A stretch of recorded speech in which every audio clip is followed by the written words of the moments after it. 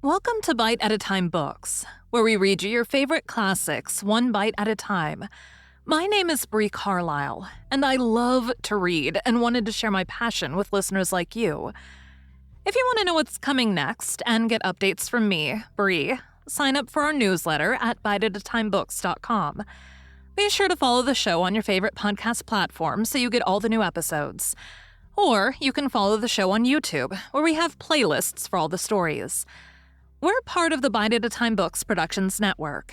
If you'd also like to hear what inspired your favorite classic author to write their novels, and what was going on in the world at the time, check out the Bite at a Time Books Behind the Story podcast, Tuesdays, wherever you listen to podcasts. Today we'll be continuing The Sign of the Four by Arthur Conan Doyle. Chapter 9, A Break in the Chain, Part 1. It was late in the afternoon before I woke, strengthened and refreshed. Sherlock Holmes still sat exactly as I had left him, save that he had laid aside his violin and was deep in a book. He looked across at me as I stirred, and I noticed that his face was dark and troubled. "You have slept soundly," he said. "I feared that our talk would wake you." "I heard nothing," I answered. "Have you had fresh news, then?" "Unfortunately, no. I confess that I'm surprised and disappointed. I expected something definite by this time. Wiggins has just been up to report. He says that no trace can be found of the launch. It is a provoking check, for every hour is of importance." "Can I do anything?" "I am perfectly fresh now, and quite ready for another night's outing." "No, we can do nothing. We can only wait. If we go ourselves, the message might come in our absence, and delay be caused. You can do what you will, but I must remain on guard. Then I shall run over to Camberwell and call upon Mrs. Cecil Forrester. She asked me to, yesterday."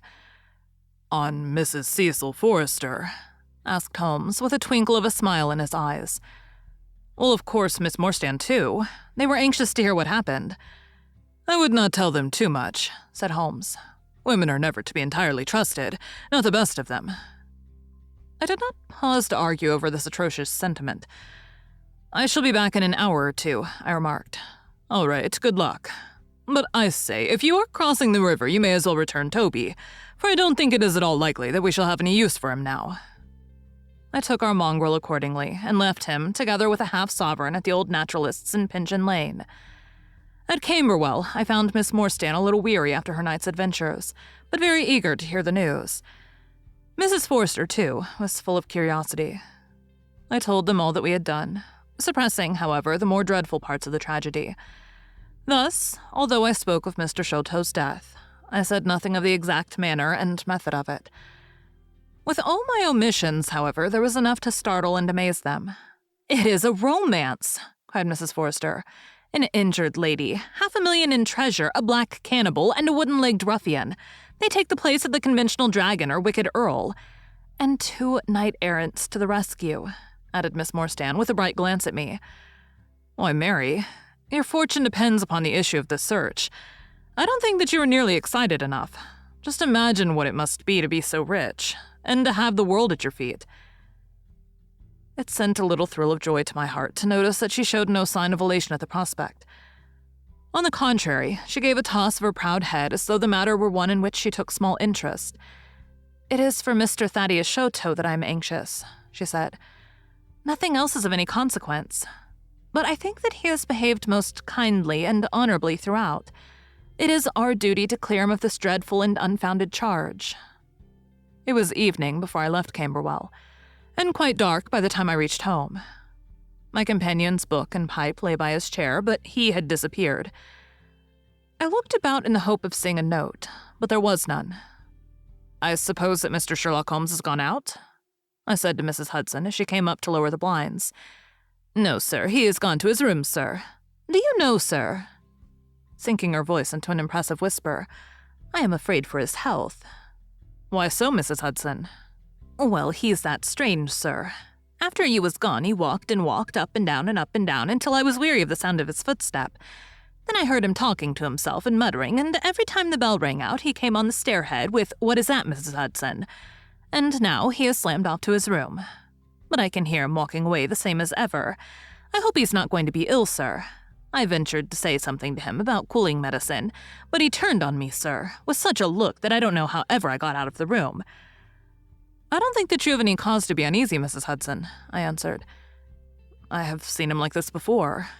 He has some small matter upon his mind which makes him restless."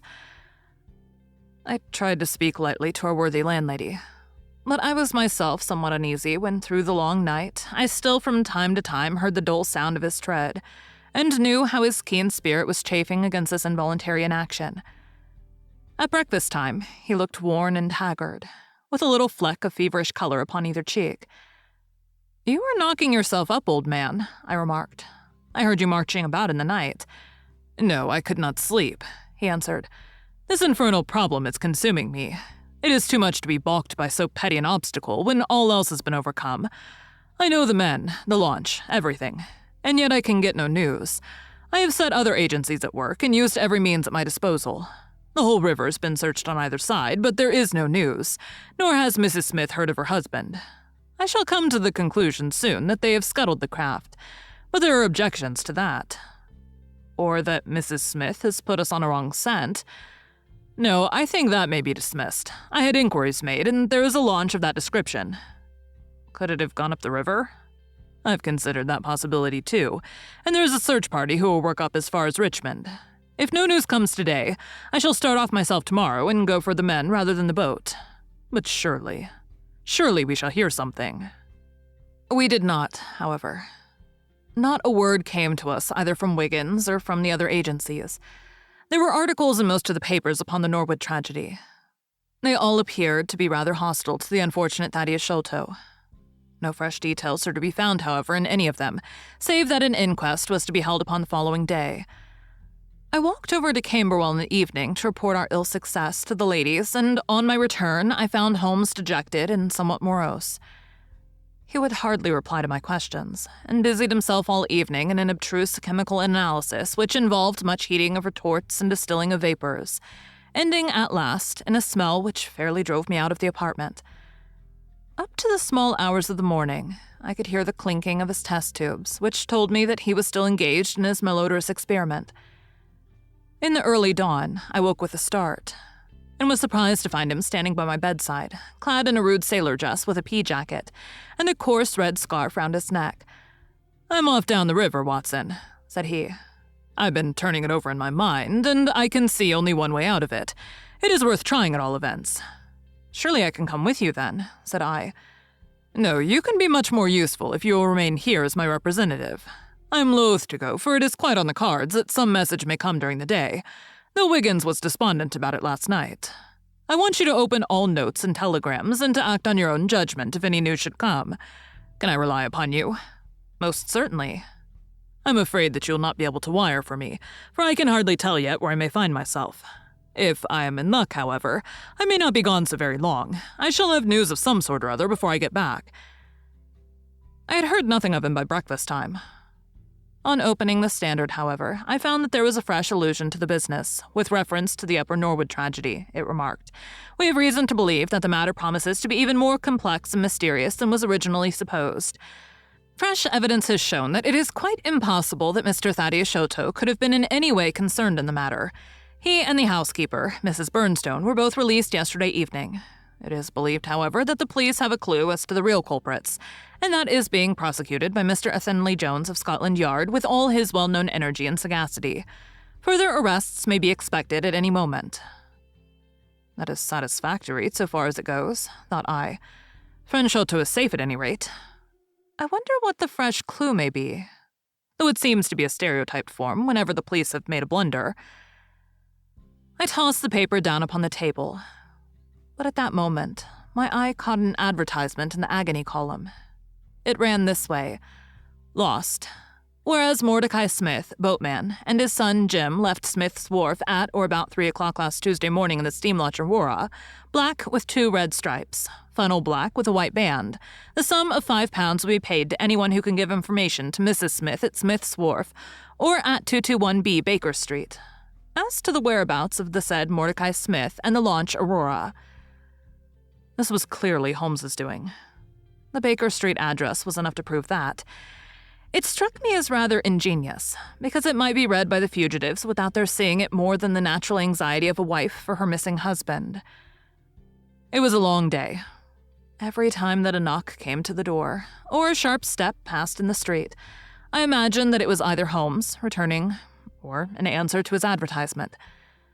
I tried to read, but my thoughts would wander off to our strange quest and to the ill-assorted and villainous pair whom we were pursuing.